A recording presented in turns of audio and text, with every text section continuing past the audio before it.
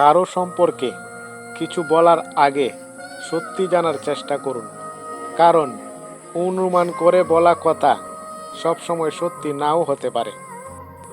উপকার করা মহৎ কাজ, তবে উপকার করে কুটা দেওয়া নিচু মনের পরিচয়। অহংকার বেড়ে গেলে কবরস্থান থেকে ঘুরে আসুন, দেখবেন ওইখানে আপনার চেয়ে সুন্দর, ধনী, জ্ঞানী ও গুণী মানুষ মাটির নিচে শুয়ে আছে।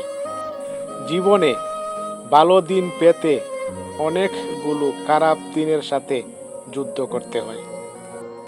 পৃথিবীতে প্রতিশোধ গ্রহণের মাধ্যমে আপনি যতটা অর্জন করতে পারবেন, তার চেয়ে ঢের বেশি অর্জন করতে পারবেন ক্ষমা প্রদর্শনের মাধ্যমে। যে মানুষ বিপদে মাথা ঠান্ডা রাখতে পারে, সে জীবনের সব বাধাকেই জয় করতে পারে। পৃথিবীর মানুষগুলো বড্ড অদ্ভুত। বেঁচে থাকতে দেখতে চায় না, অথচ মরে গেলে কাফন সরিয়ে সরিয়ে দেখে। কাউকে ঘৃণা করো না, কাউকে উপহাস করো না, কারো খারাপ পরিস্থিতি দেখে হাসাহাসি করো না। পরিস্থিতি পরিবর্তনশীল। আজ যা অন্যের সাথে ঘটেছে, কাল তা তোমার সাথেও ঘটতে পারে। সব থেকে বুদ্ধিবর্ধক খাদ্য হলো বাঁশ। যে যত বেশি খাবে, তার তত বেশি বুদ্ধি কুলবে। মানুষ প্রশ্রয় দিলে মাথায় ওঠে, সমাদর করলে কুসামুদ ভাবে, সদুপদেশ দিলে ঘুরে বসে, উপকার করলে অস্বীকার করে, বিশ্বাস করলে ক্ষতি করে, সুখের কথা হিংসে করে, দুঃখের কথায় সুযোগ খুঁজে, ভালোবাসলে আঘাত করে, স্বার্থ পুরালে কেটে পড়ে। এটাই কি চরিত্র হওয়া উচিত?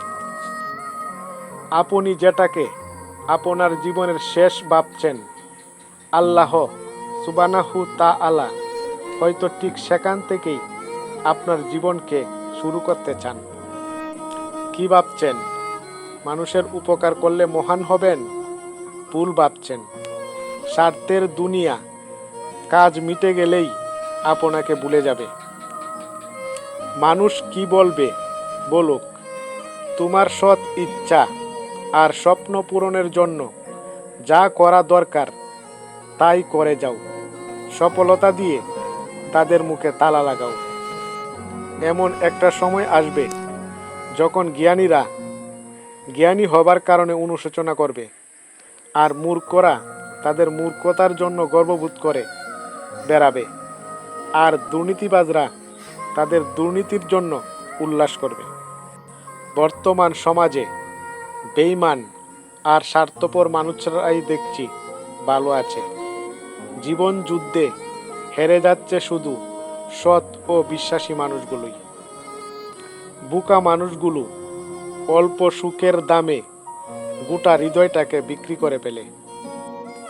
ভালো কথা যতই তিতা হোক, সময় হলে মিষ্টতা অনুভব করা যায়।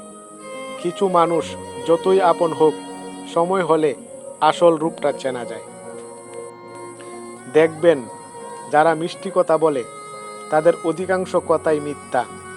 কারণ মিষ্টি যতটা সুস্বাদু, ততটাই স্বাস্থ্যসম্মত নয়। কিন্তু বিনা কারণে যখন দেখবেন আপনার শত্রু বেড়ে গেছে, তাহলে বুঝবেন আপনি একজন সফল মানুষ। কারণ ব্যর্থতায় নয়, মানুষ হিংসা করে সফলতায়।